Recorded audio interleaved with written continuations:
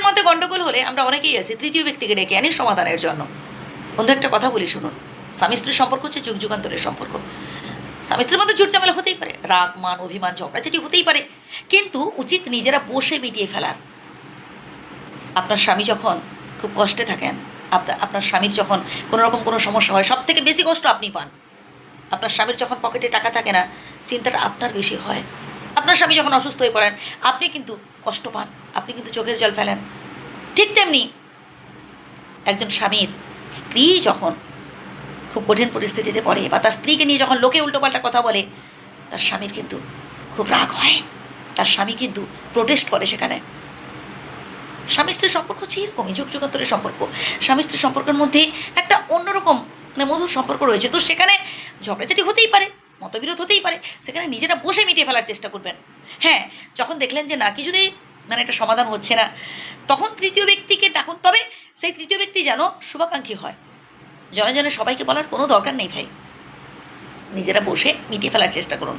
এই সংসারে না কিছু কিছু মানুষের স্বভাব কেমন জানেন? ধরুন আপনাদের মধ্যে কোনো গণ্ডগোল হয়েছে না, সেটা গণ্ডগোলটাকে তাল পাকিয়ে আরও কী বলবো, মহান সমস্যার সৃষ্টি করা, আরও বড় গণ্ডগোলের সৃষ্টি করা।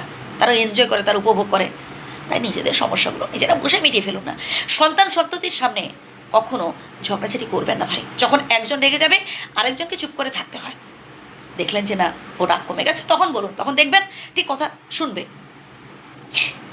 একজন স্বামীর কখনো স্ত্রীর অতীত নিয়ে বলা উচিত নয়, অতীত নিয়ে বেশি ঘাটাঘাটি করা উচিত নয়। এই অতীতে তোমার ওর সাথে এই সম্পর্ক ছিল, ওর সাথে প্রেম ছিল। ভাই প্রত্যেকের জীবনে অতীত বলে কিছু না কিছু আছে। প্রত্যেক ছেলে প্রত্যেক মেয়ের জীবনে অতীত বলে কিছু না কিছু আছে। ভাই ভালো লাগেনি এমন কিছু হতেই পারে না, মনে মনে ভালো লাগতেই পারে। তো সেটা নিয়ে ঘাটাঘাটি করে কী আছে ভাই? বর্তমানটাকে নিয়ে ভাবতে হবে। বর্তমানে আপনারা কতটা আনন্দে থাকতে পারছেন, বর্তমানে নিজেদের কতটা সুখে রাখতে পারছেন, এটাই নিয়ে ভাবুন না। আর নিজেদের ডেভেলপ করতে হবে, কঠিন পরিশ্রম করতে হবে। কঠিন পরিশ্রম ছাড়া জীবনে সফলতা অসম্ভব।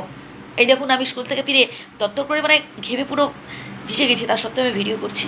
তার কারণ এটা হচ্ছে আমার ভালো লাগে, এটা আমার ভালোবাসা থেকে করা। ঠিক তেমনি যে কোনো কাজে সফলতা, আমি জানি একদিন না একদিন আমি ঠিক সফল হব। আমি এই চ্যানেলটা নতুন ক্রিয়েট করেছি, কিন্তু আমি জানি একদিন না একদিন ঠিক পারবো, কারণ আমার মধ্যে একাগ্রতা আছে। এটা আমার অহংকার নয় বন্ধুরা, আমি বোঝাতে চাইছি আর কি, আপনারা বুঝতে পারছেন না? চলছে ফ্যান না কি অবস্থা, প্রচণ্ড গরমে আমি কিন্তু এই সন্ধ্যা, এখন ধরুন সন্ধ্যা 7:30 খানিক বাজে, তো এই গরমে আমি খাইনি, স্কুল থেকে ফিরলাম, তার সত্ত্বেও আমি ভিডিও করছি। তো এটাই বোঝাতে চাইছি যে পরিশ্রম করুন, একদিন না একদিন ঠিক দেখবেন সফল হতে পারবেন। ঝগড়াঝাটি, সংসারে অভাব অনটন সব কিছু থাকবে, তার মধ্য দিয়ে আমাদের এগিয়ে যেতে হবে। থেমে থাকলে চলবে না, হাউতাস করলে চলবে না, টেনশন করলে চলবে না। যে কথাগুলো বললাম আবারও প্রথম থেকে শুনুন। স্বামী স্ত্রীর সম্পর্ক মধুর মিষ্টি সম্পর্ক, এই সম্পর্কে যেন একদম চেন না ধরে। ভালো থাকবেন, আমার শ্রদ্ধা নেবেন। ধন্যবাদ।